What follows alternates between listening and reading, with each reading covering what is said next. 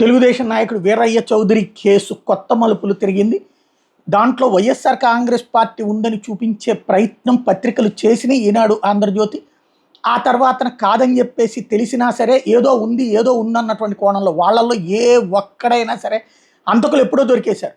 వాళ్ళల్లో ఏ ఒక్కడైనా ఏ వైసీపీ నాయకుడితోనో చిన్న కాంటాక్ట్, వ్యాపార కాంటాక్టో బంధుత్వమో ఉంటే మొత్తం వైసీపీని లాగే ప్రయత్నం చేశారు. కానీ వీళ్ళ దురదృష్టమో వైసీపీ వాళ్ళ అదృష్టమో నిజమైనటువంటి దోషుల ద్వారా దొరకాలి అని ధర్మం కోరుకుందో కానీ ఇప్పుడు అసలు వ్యవహారం బయటపడింది. మొన్ననే దానికి సంబంధించిన లాకప్ డెత్ అంటే అట్లాంటి అబద్ధాలు చెప్తే కేసులు పెడతామని చెప్పి అది సహజ మరణం అని కూడా ప్రకటించినటువంటిది పోలీసులు చూసాం. తాజాగా 9 మంది నిందితుల్ని మీడియా ముందు ప్రవేశపెట్టారు. హత్యకారకులంతా స్థానికులని గుర్తించారు.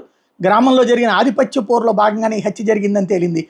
ఆళ్ల సాంబయ్య అనే వ్యక్తి హత్యకు పథకరచన చేశాడని గుర్తించారు. వీరయ్యతో నిందితులు గొడవలు ఉన్నాయట. 2021లో జరిగిన పంచాయతీ ఎన్నికల్లో ఆళ్ల సాంబయ్యకి వీరయ్య చౌదరికి మధ్యన రాజకీయ ఆధిపత్య పోరు ప్రారంభమై పతాక స్థాయికి చేరిందట. వినోద్ అనే వ్యక్తికి క్రిమినల్ నేచర్ ఉన్నటువంటి వ్యక్తులతో పరిచయాలు ఉండేటప్పటికీ ఆ వినోద్కి ఈ ఆళ్ల సాంబయ్య కేసులో ఉన్న మరో నిందితులు దేవేంద్రనాథ్ చౌదరి, ముప్పా సురేష్కి సంబంధాలు ఉన్నాయట. ఈ నేపథ్యంలోనే అమ్మరబ్రోలు గ్రామంలో ఆళ్ల సాంబయ్య మేనల్లుడు ముప్పా సురేష్కి వీరయ్య చౌదరికి ఈ మధ్యనే గొడవలు ముదిరినాయట. దీంతో వీరయ్య చౌదరికి ఇదే సందర్భంలో అందరూ తెలుగుదేశమే.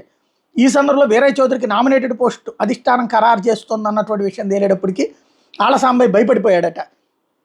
దీంతో ఎలాగైనా వీరయ్య చౌదరిని ఆ పదవి అందుకునే లోపే, అది ఉంటే కనుక ప్రోటోకాల్ కింద కాస్త అతనికి హోదా ఎక్కువైపోతుంది కాబట్టి ఈ లోపే ఎలాగైనా వీరయ్య చౌదరిని హత్య చేయాలని వినోద్తో కలిసి ఆళ్ల సాంబయ్య ప్లాన్ చేశాడు. హత్యకి 20 లక్షల రూపాయలు వినోద్కి డబ్బులు అప్పచెప్పాడట. వినోద్ నెల్లూరుకి చెందినటువంటి కిరాయి హంతకులను మాట్లాడుకున్నాడు. ఈ వీరయ్య చౌదరి అతను పెద్ద వ్యక్తి, పెద్ద పొలిటికల్ బ్యాక్గ్రౌండ్ ఇదంతా చెప్పలేదట. చిన్న వ్యక్తినే చంపాలని చెప్పి వాళ్ళకి చెప్పాడట. దాంతో వాళ్ళు వచ్చేసారు. 2 బైకుల్ని ప్రొక్యూర్ చేసుకున్నారు. వంశీ, నాగరాజు, బన్నీ, గౌతమ్ అనే వ్యక్తులు ఈ హత్య చేశారు. అయితే వాళ్ళకి చివరిలో అర్థమైంది అతని స్థాయి ఏంటనేది. వెంటనే ఇక అతను బతికితే, అంటే పొడి చేసి వెళ్ళిపోదాం అనుకున్నారు, కానీ అతను బతికితే రేపు పొద్దున్న తమకు ప్రమాదం అన్న ఉద్దేశంతో, తమ బ్రతకమన్న ఉద్దేశంతో 50 కత్తిపోట్లు పొడిచారంట. వంశీ, నాగరాజులే దాదాపు 30 నిమిషాల్లో 50 కత్తిపోట్లు పొడిచారు ఈ ఇద్దరే అన్నటువంటి విషయం తేలింది.